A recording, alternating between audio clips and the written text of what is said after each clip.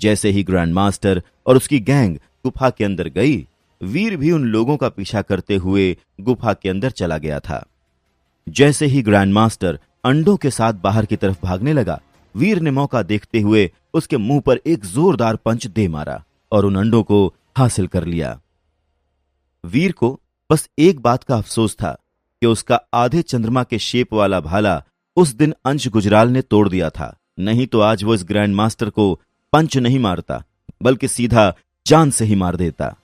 इससे grand master का पूरा किस्सा ही खत्म हो जाता और वीर के दुश्मनों की लिस्ट में से एक नाम कम हो जाता। पर शायद ग्रैंड मास्टर की किस्मत अच्छी थी, पर कब तक? खैर, ग्रैंड मास्टर की किस्मत का तो पता नहीं, लेकिन वीर की किस्मत जरूर सोई हुई थी। वो इसलिए क्योंकि जैसे ही वीर नदी पर पहुंचा, उसे नदी में तेज लहरें उठती दिखाई दी और अगले ही पल एक काले रंग का बड़ा सांप नदी के अंदर से बाहर आ गया। ओ, ये क्या? अभी यहां एक दूसरा भी है। बचने के लिए वीर जैसे ही पीछे मुड़ा, उसे एक और बड़ा सा सांप ग्रैंड मास्टर की गैंग का पीछा करता हुआ नजर आया। अब क्या करूं? मैं तो दोनों तरफ से फंस गया। अपने आगे और पीछे दोनों तरफ से खतरे को आता देखकर वीर सोच में पड़ गया। डॉलर, अब तो तू गया बच्चू। डॉलर की बढ़ती हिम्मत के साथ ग्रैंड मास्टर की नफरत भी उसके लिए बढ़ती जा रही थी। यही वजह थी कि डॉलर को यूं इस तरह से खतरे में घिरा हुआ देखकर ग्रैंड मास्टर को बहुत खुशी हो रही थी।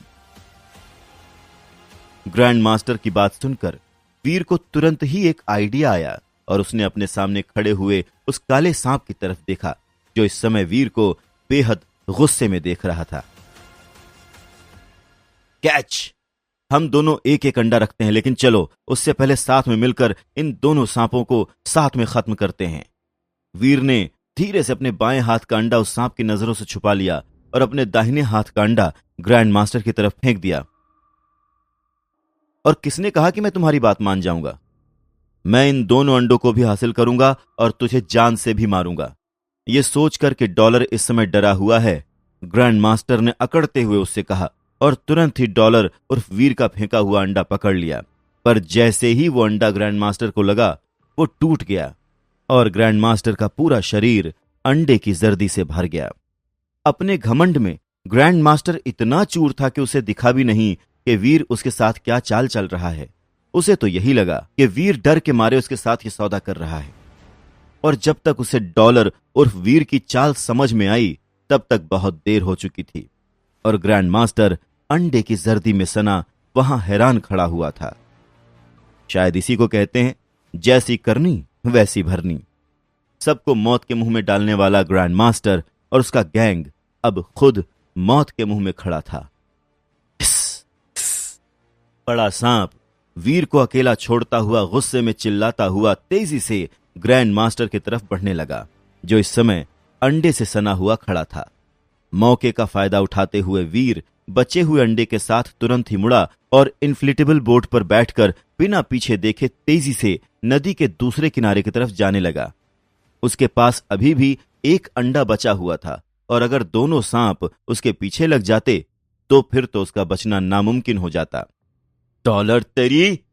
वीर ने पीछे से ग्रैंड मास्टर को गाली देते हुए ऊंची आवाज में सुना और उसके तुरंत बाद उसे कई इंसानों के चीखने चिल्लाने और सांपों के फुफकारने की आवाजें सुनाई देने लगीं। पर वीर बिना रुके अपनी बोट चला रहा था और कुछ ही देर में दूसरी तरफ पहुंच गया।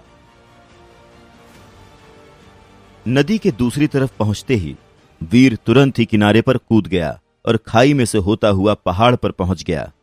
पहाड़ पर पहुंचने के बाद भी वीर ने एक सेकंड का रेस्ट नहीं लिया और तेजी से देव आश्रम की तरफ भागने लगा। कुछ देर तक भागने के बाद वीर को थकान महसूस होने लगी थी और पल पल उसकी आंखों के सामने अंधेरा छाने लगा। पर फिर भी वो रुक कर रेस्ट करने का रिस्क नहीं लेना चाहता था। जस्ट इन केस अगर ग्रैंड मास्टर और उसके गैंग के लोग बच गए तो वो लोग जरूर डॉलर यानी कि वीर के पीछे लग जाएंगे और वीर जानता था कि अगर ऐसा हुआ तो वो कभी भी उन लोगों की सवारियों से बचकर नहीं भाग पाएगा।